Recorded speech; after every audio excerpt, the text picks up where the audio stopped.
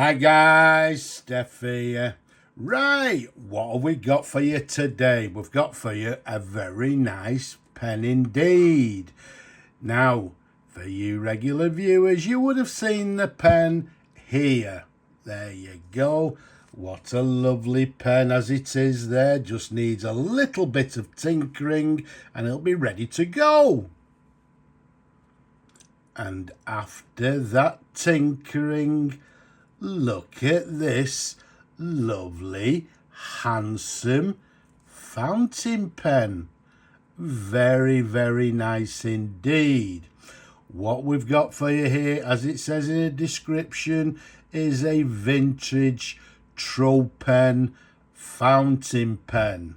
And this, as we'll show in a moment, is actually a piston filler. You can see comes in this lovely classic black colour. Then we've got this cap band to the very bottom of the cap there in nickel silver. We've got a nickel silver clip, as you can see there, with the word Tropen running down the clip, as you can see.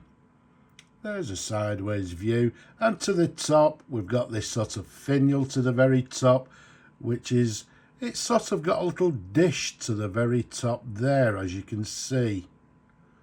Okay, and then to the end, it's sort of just a torpedo, sort of rounded shape, and this is also a blind cap, which, as I said, we'll show you in a moment.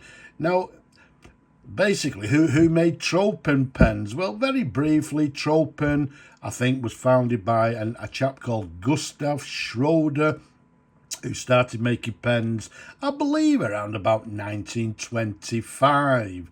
And he went through to sort of the start of the World War II, when they stopped making pens and they began making sort of plastic and small metal parts for the war economy, if you like, for the wars. And then after that, they again started making pens, I believe in around about 1945. And this was sort of due to, the shortage of pens. They say the shortage of pens by the occupied forces, and I think also sort of the general public. So that's basically who they are. So, they have actually been around for quite a while. I've actually seen lots of these, well, not this particular one, but Tropen made some lovely pens. Lots of different colours, different sorts of shapes, different models, etc. But this one, I believe, may be the Tropen Scholar. I think that's the model. And it may be, I'm not 100% sure, it may be the number 500. And this one I'm dating sort of 1945 through to the 1950s. But all in all, as you can see, in my opinion, I think it's a cracking pen. The size of it capped is 131 millimeters capped. Around the diameter, it's a nice 12 millimeters in diameter. So a lovely sized fountain pen. As we said, it's a piston filler, so if we remove the blind cap there, okay, you can see the piston knob to the end there. It's got this sort of knurled plastic knob to the end there. So let's pop that back on again. We'll show you that again in a moment. Let's unscrew the cap for you. Let's give the pen some customary twirls. As you can see, I mean, I must admit, when I actually got it, it was actually quite dirty. The ink view was black, and I did actually start cleaning the pen internally before the video. So unfortunately, it's not a true sort of before and after. Sometimes I tend to start working on the pens and forget to show you the before, but there you go. You can see, well, now obviously it's been polished. You can see the ink view is lovely and clean. This green ink view window there. The section quite a standard section, slight flare towards the nib, as you can see there. And then we've got this lovely Tropen 14 carat 585 nib. Let's try and show you it a little bit closer. Okay, I think that's a little bit better there. You can see it says Tropen 14 carat 585, and then if you look to the very bottom there, you will see this sort of triangular symbol with like a sun with the rays on the left hand side only. Okay, now this indicates that this nib is it's a vintage Degussa nib. Now, who were Degussa? Well, Degussa, I believe they bought out the Osmia nib factory, and then obviously started making their own pens. And this symbol to the bottom there indicates that this, as I said, is a Degussa nib. And these nibs were very popular at the period with a lot of German pens. You will see these Degussa nibs. There's a sideways view for you. There's the feed underneath, this lovely sort of feed there with all the fins. And to the very top there, you'll see, I think it says, is it OM? Not too sure what that means. Anybody knows? Get in touch. Is it something medium? I don't know. But there we have it. A lovely close-up of this lovely, lovely nib. Okay, so that's the lovely nib. And as we've said earlier, it's a piston filler. So let's unscrew the blind cap once again. Let's turn the piston knob here for you, and if we turn it, you'll see in the ink view there it is, the piston moving all the way to the top there. And then at this point you would dip the nib and a little bit of the section in the ink, turn the piston back again, which in turn will fill the pen with ink. Okay, now I have actually tested it.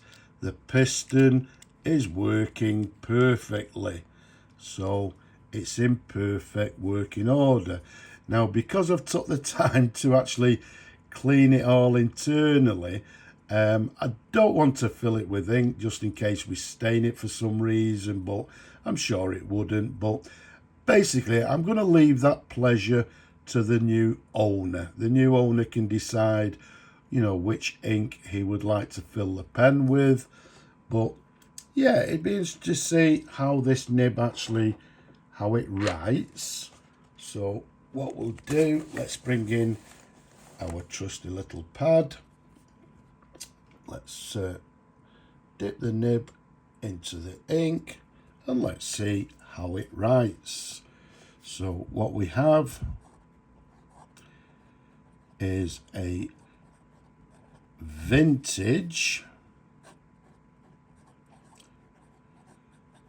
Tropen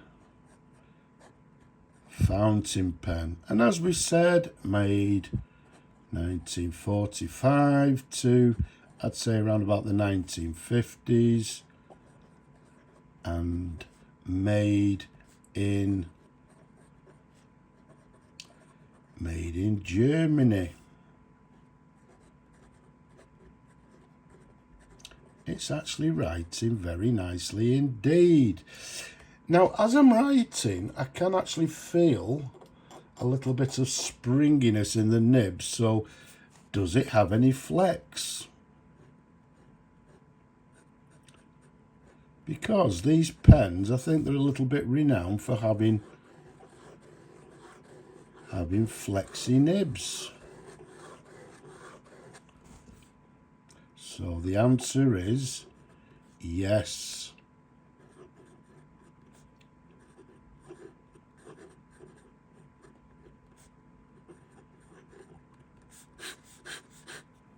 The answer is yes, it has a flexi nib. So, well, with not so much pressure on, I'm saying we're getting a sort of fine medium line with a little bit of pressure. You can see there we're getting a lovely variation in line with some flex in the nib. So very, very nice indeed. Let's pop that to one side. Let's give this nib just a quick wipe, then we'll flush it out after the video, ready to find a new owner. So let's screw the cap back on, and there we have it. A very nice, and in my opinion, a quality made pen. Now, although it's a Scholar, which I believe may have actually been, designed as a school pen, in my opinion, if you had this at school, you were the top-notch pupil, I would say, because, as I say, it's a quality made fountain pen. As we said, with a gold Degussa nib, piston filler as well, in beautiful, beautiful condition. So, I hope you've enjoyed looking at the pen as much as I enjoy showing them to you people. Don't forget, down below, leave a comment, give the video a thumbs up if you will, subscribe to the channel as well, and yeah, don't forget to do all that. But for now, from me and this gorgeous pen, I'm just going to say Slava Ukraini, and from me, bye bye for now.